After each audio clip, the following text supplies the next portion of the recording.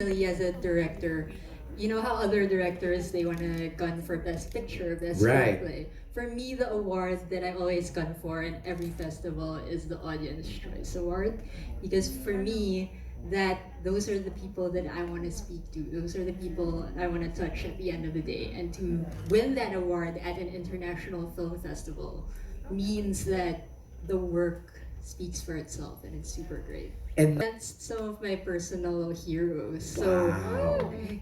di ka napapangalan. Pero parang it was so surreal that we won against them. It was like such a big name. So, pero halo-halo siya ng different elements. So some of it is based on personal experiences. Another part of it is meron kasi nagma-masters sa CUP in Women's Studies.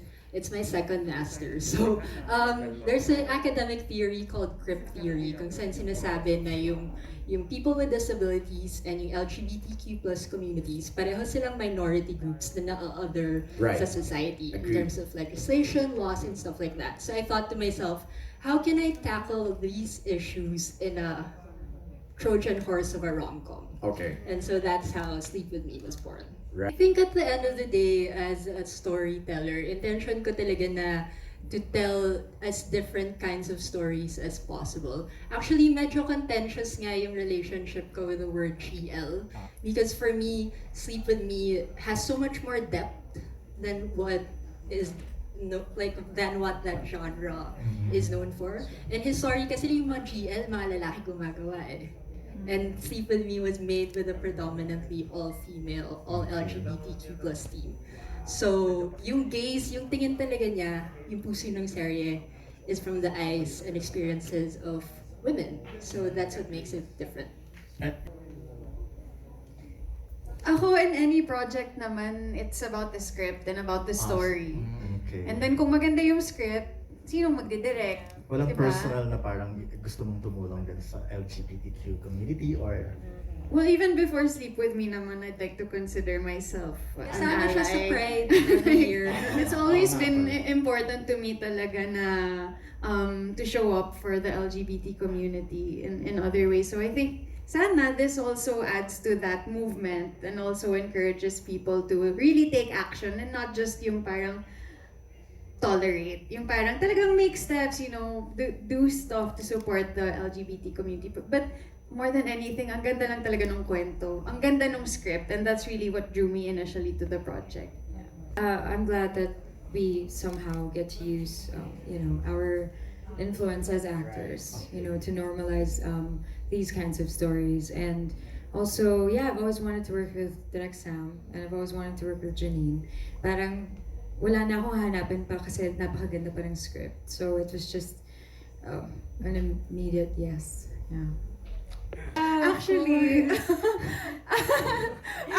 feeling ko, may time talaga na feeling ko nililigawan ko si Lovi. No kasi, way! No, yeah, because I really wanted to get closer to her. Kasi for my own selfish reasons that I love you, I'm a fan, and I want you to know that I'm here for you, and things like that, diba? Parang mas masaya pag magaan yung loob niyo sa isa't isa. So gusto ko na mahalin ako ni Lovi. So, and nag-birthday siya during the lock-in. So, I ordered her. I know! Kilig na kilig ako doon! I ordered her a gift na parang friends merch kasi I know love niya Yeah. friends. Pero parang natutorpe ako na I don't know how to give it to her. Like, shucks, I'm shy. Like, di ba? Parang Bigyan matay-titigan. character ka na. Oo, medyo. Yeah, Yeah. napatili ako when I opened the bag. I was like, oh my God! Oh my gosh, sabi ko, oh my God, magaling, marunong mangligaw. Pumasa pa. Pumasa ka with flying colors.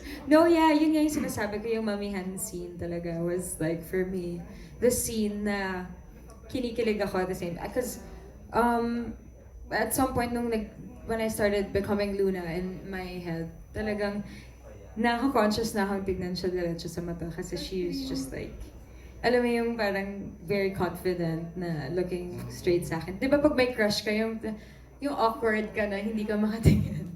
So parang eventually, ganun yung naramdaman ko. So paano ba yung kissing scene? Siguro, we'll start with Direct. Oh, Direct, yeah. paano nyo yun kinoreograph, binuo? First, before this. Oh. So wala na sila, hindi na sila at this point, parang, nagawa namin yung love scene, kaya na namin to. It's always like that. Napapansin ko, parang nauuna lagi yung ganong scene, yung the intimate scenes, no? In a project, Lovi.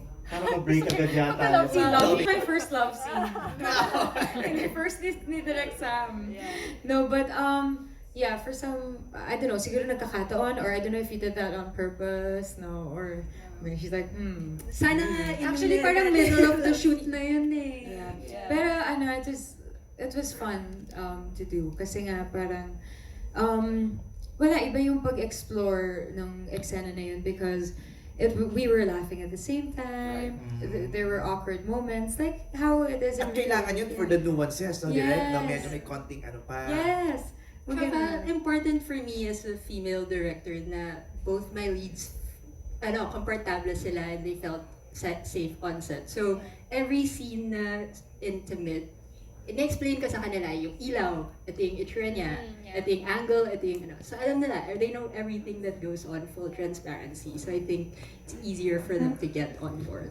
So, kinasabi mo kanina, About that scene is na yung pagkasulat niya, it's not what you would expect na parang scandalous love scene or it felt so real yung pagkasulat. Because you know when you meet someone, you're parang starting to date pa lang, like yung merong shyness, may awkwardness, merong nagbabanggaan, like may konting wall pa. yeah. It's those things that you don't usually see in love scenes. Right. And I loved that Sam wrote it that way. Na parang ito yun eh. Like, ganito siya. You know, it's not glamorous like hair in the wind. That's so true. Diba? Parang Sa siya totoong loob. buhay ba? Ganon. Right. So, I hope na makarelate kayo. I think this is the love scene na talagang makaka-relate kayo. Kahit ang hindi mga lesbian or... Yeah, of course. Kasi in any love scene naman eh, there's that awkwardness. But in most love scenes that are shown, hindi na napapakita yun. So I guess, at least in this, nagamit din natin yung parang kaba natin. Kasi ganun din yung sa eksena. Panoorin mo muna. Tapos Yun. kung nakarelate. And speaking of that, I find it so funny because sometimes there are comments on my posts promoting Sleep With Me na, wow, ang tapang mo. Ginawa mo to. I don't think it's matapang at all. I feel so honored that I was chosen to be part of this project. And I'm so happy to get to share this story with other people. I think more than anything naman kasi it's a love story and you're trying to share and highlight the relationship of two people. So parang natatawa ko na people think it's matapang or anything. I'm just happy to be part of this story. siguro parang people think lang it na parang sanay sila sa ganito. Yeah, I mean, I also, like Janine, find it weird that some people would be like, are you sure about this, like, this role, this project? And I'm like, yeah, definitely. I mean, parang hindi na siya, never ako nagdalawang isip. Kasi nga napakaganda ng story. And I just feel like, you know, it's just such a great opportunity to, you know, show support. And it's something that I keep saying it needs to be normalized. Na parang, and a good story needs to be told, you know, and something that other people can relate to. Parang, we have to put it out there. And just to be given the opportunity to portray such characters and be part of such an amazing story. Parang, it's already like, I don't know, I think it's a privilege for us. Yeah. May I add lang, sobrang na-appreciate ko din po talaga yung perspective ng Dreamscape.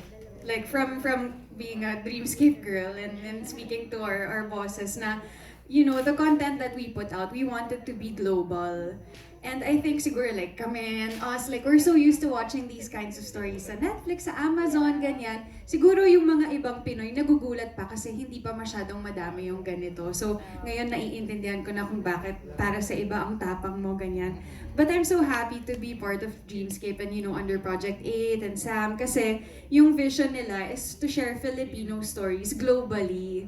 at yung talagang maipakita yung version nito from our local perspective, but for a global audience, not just for kapamilyas abroad, but also for people from other nationalities like sa Outfest and things like that. So happy talaga ako that, you know, to be part of Dreamscape and ABS doing these kinds of stories para ma-share din sa mga Filipinos natin na parang nagugulat pa or like, oh may ganito pala. So, ang dami din talagang matututunan with Sleep With Me. Our characters, kasi parang our disabilities, parang it's something that I wasn't even aware of till Sam told me about it, and she sent me like articles na about someone who actually has a delayed sleep phase syndrome. So, syempre, to portray these kinds of characters, we have to arrive sa set na we're fully prepared and we know somehow what's happening. So, maraming, yun, pinadala si Sam na pwede naming aralin, and also, yeah, it's just, and talagang, ano siya, nag-immerse kami kasi night shift yung shoot namin halos. Yes, of course I have a lot of friends talaga who are in lesbian relationships. I have a cousin. So they were so excited, and I would share the script with them and the story. Yeah, like makaka-relate sila. And just like checking to see what they think. Anong reaction nila? Kinikilig. Oh, Kinikilig. yun. They are so excited for me to do it. Right. And then I also watched a lot of films like yung Portrait of a Lady on Fire, Blue is the Warmest Color, things like that, just to see like different stories, although problematic like Blue. But just like to expose myself to different stories kasi nga I was really excited to do Sleep With Me. Yeah, and also, sorry, I'll just see Sam kasi she created a playlist for us para maramdaman namin yung vibe ng Sleep With Me. So, yun yung nakatulong for me as someone who listens to music a lot. So, I thought you were gonna lesbian of Change mo na yung name mo na rin. Lesbian intergalactic. Yun na lang po yung lagay. Written and directed like a lesbian of intergalactic Proportions. Young hat. You know, no, I don't go into anything thinking I'm exceptional. Actually, I go into things thinking I'm not speaking about you, about the fact that it's, you know, written and directed by someone with a lived experience as compared to other GL and lesbian films that were directed by cis het men. I think that alone is worthy of merit. But aside from that, it's just an extraordinary cast and crew who helped bring my vision to life, which makes it amazing. They are the producers under their production company, Project 8. So, actually, Direct Dan just called me one day and he was like, may series ka ba na gusto mong i-pitch? Sabi ko, I've had this series that I've pitched to so many people and no one wants to make it.